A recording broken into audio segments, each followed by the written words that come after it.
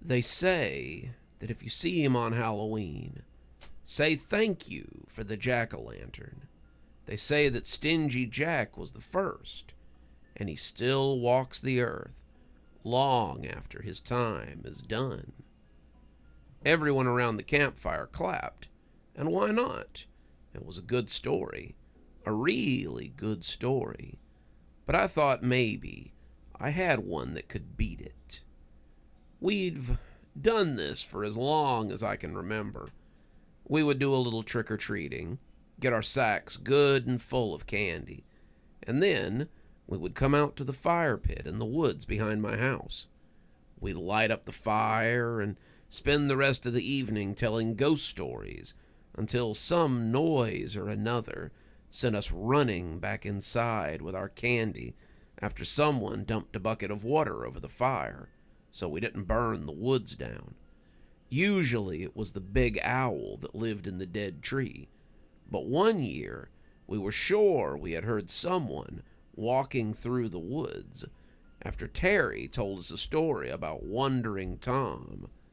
That had been more than enough to send us fleeing for the house, and it had been just the thing we needed to cap off the night. Elijah, Terry, Matthew, and I have been friends since kindergarten, but Elijah was the best storyteller out of our group. He always remembers the legends. He always creates the best stories, and it was widely agreed that he was the master storyteller of our group. That might be true, but I was pretty sure I had a story that would skunk him this year. My grandmother told me a story, I began, as the applause died down. It's about a boy that she knew as a kid, a boy named Wailing Markie.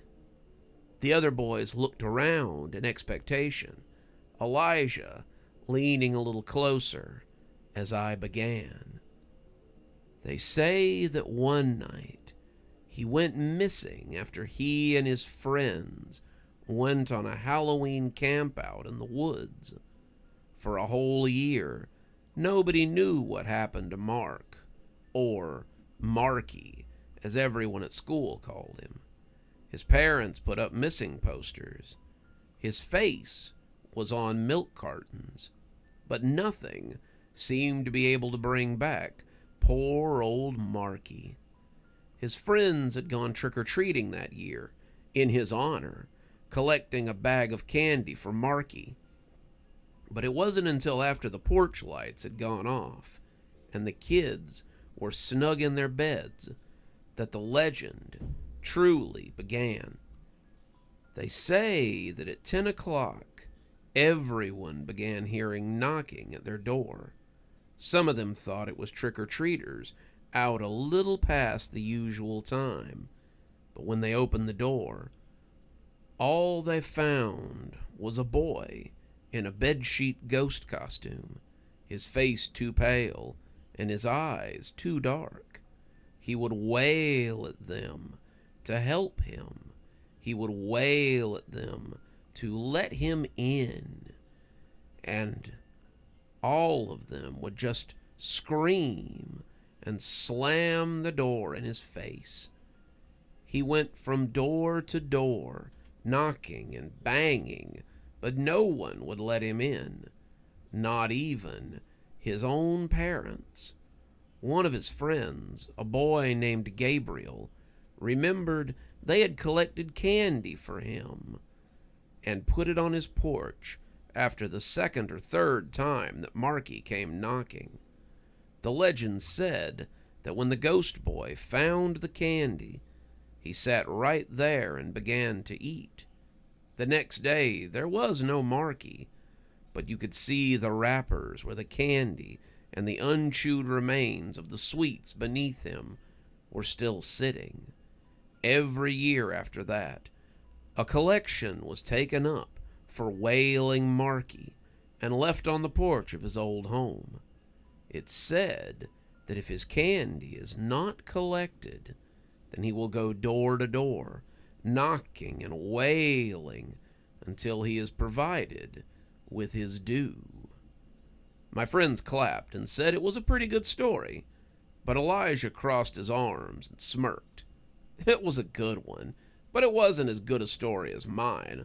Plus, everybody knows that Wailing Markie isn't real. It's just an urban legend. Nobody leaves candy out for him anymore. Lots of people leave candy out for him, Matthew said. I do, and I know a lot of kids put candy on their porch, or on the porch of his old house. We don't want him to come wailing up the road or anything. Oh, come on, Elijah said. There's no way any of you actually believe it. But when he looked up, he went white as a sheet and pointed to the log beside me. He stammered for a moment, his mouth quivering like a landed fish, and as Matthew and Terry looked where he was pointing, they too started mumbling and pointing at the spot beside me. I turned my head slowly, afraid of what I would see, and sitting there on a log next to me was a pale boy in a homemade ghost costume. He was chewing something, candy, I suspect, and beside him on the ground, you could see the remnants of the wrappers. I couldn't believe it. It was Wailing Markie, just like I'd said in the stories. He just looked up at us for a moment, his face devoid of joy or even mischief, and when he spoke, it sounded like someone talking from the bottom of a well. I wish people would stop telling stories about me, he said, giving us all dark looks as he continued to chew. That's not even really what happened. Nobody remembers how I actually came to be this way. All they remember is Wailing Markie. It really makes me mad. What do you mean? Terry asked. Everybody knows about you. You're a town legend. The ghost boy huffed and put his hands on his hips like Terry had said the stupidest thing he had ever heard. That's just it. They all know what Gabriel told them, not what actually happened. It's because of Gabriel that I'm like this, not because I got lost and just never came back. What do you mean? I asked, not really sure I wanted to know. Are you saying that Gabriel killed you? The ghost boy shook his head in irritation. Of course not. Gabriel didn't have the stones to kill me or anyone else. What he did to me was much worse, and all because I told a secret about him. We all just sat there for a moment, waiting to see if he would continue, and when none of us asked, I supposed Markie decided to tell. It all started when I told some people a secret about Gabriel. I didn't mean to. It was just something that came out. Some kids were swapping secrets, and none of the ones I told were very good. They were older boys, people I wanted to be friends with, and so it just came out before I could stop myself. I told them that Gabriel still wet the bed sometimes, even though he was in the 4th grade. They laughed and said that was a good secret. But then they told Gabriel that I had said it. He was so angry. It spread across the school, and suddenly people were calling him Bedwetter and Squishy Gabe. He didn't speak to me or play with me for a week. Then one day, when he came up to me at recess, I thought we were ready to let bygones be bygones and be friends again. Boy, was I wrong. What did he do? Matthew breathed out. Gabriel said he had been thinking long and hard about the proper way to punish me. Gabriel's grandmother was someone people feared in town. People thought she might be a witch, but Gabriel said that she was just from the old country, and she had odd ways. Gabriel had talked to her about what should be done to me, and they decided that since I had told people his most embarrassing secret, he would make sure that nobody ever forgot a secret of mine. I don't know if he knew what would happen. I can't honestly believe that he did, or I don't think he would have done it, but that's when people started calling me Wailing Markie.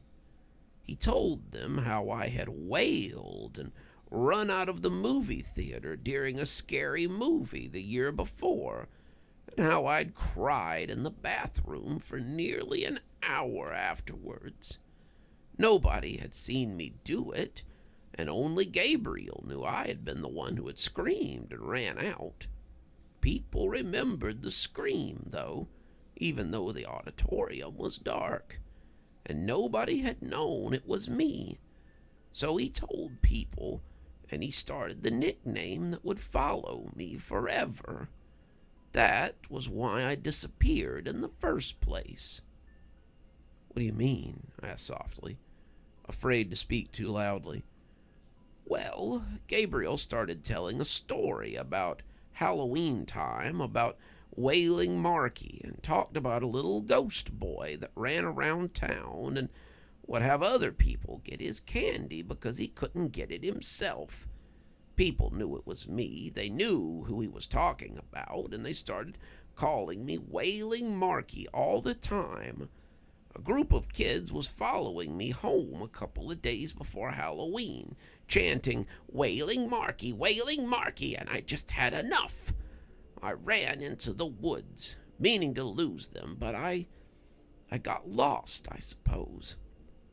I got lost in the woods, and it got dark, and his eyes got a dreamy quality about them, like he was trying to remember something that he just couldn't quite get a grip on.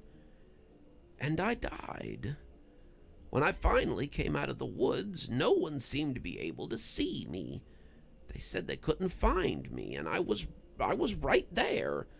I was right there, and no one could see me. They shouldn't. That should have been where it ended.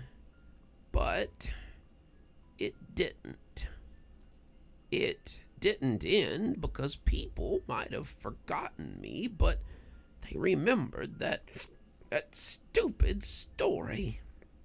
Nobody remembered Marcus Register. They only remembered Wailing Markie, and in a way it gave me a sort of immortality. When something is remembered, it never truly goes away. People tell the story, and people remember the legend, and so I'm forced to walk the streets on Halloween forever. People still leave out candy. People still make jokes about seeing a wailing ghost on the road, and so until everyone has forgotten my story, I'm trapped here. So please don't tell that story anymore. I'm so tired of walking the streets and hearing people talk about me. I just want to go. I don't care what's beyond this. I just want to go. With that, he really did begin to wail. He cried and moaned, sounding like a freight train as the candy began to fall from his ghostly form. And all of us decided it was time to leave. We grabbed our candy and put out the fire and just left the little ghost screaming there as we ran for my house. The boys accused me of putting someone up to the act, but I told them I didn't know who that had been or why they were there. I don't think they quite believed me, though. Not until we went back the next day. When we went back, there were 2 perfect footprints in the dirt where he had been sitting, and the candy wrappers and remains of half-eaten candy were lying on the log and on the ground around the spot where the ghost boy had sat. We still don't know if it was a joke or the real Wailing Markie. But I've decided it might be time to stop telling the story. If it really is all that's keeping that ghost boy here, then maybe we owe it to him to let him be forgotten. Good evening, everyone. It's me, Dr. Plague. Thank you so much for joining us for tonight's show. If you think you might like a little more spooky in your life, then please feel free to click on one of the videos we have up here. Maybe look at one of the playlists if you're trying to get caught up. I know, there's so many videos on the channel. There's so many series that are going at the same time. Sometimes you just need a little refresher course, and I gotta say, I always enjoy the views. If you're not subscribed, feel free to hit that subscribe button. Maybe hit the bell so you don't miss anything. We upload a lot on this channel, so you won't want to miss a single story as they come out.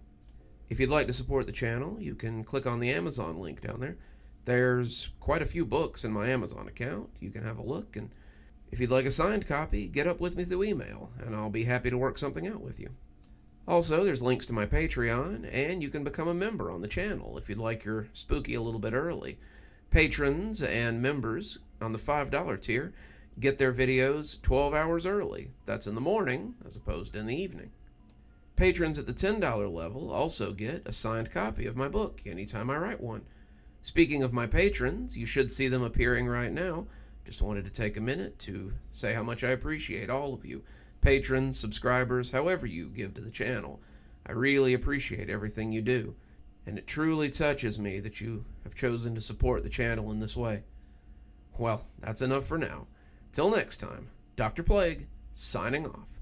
Have a wonderful evening.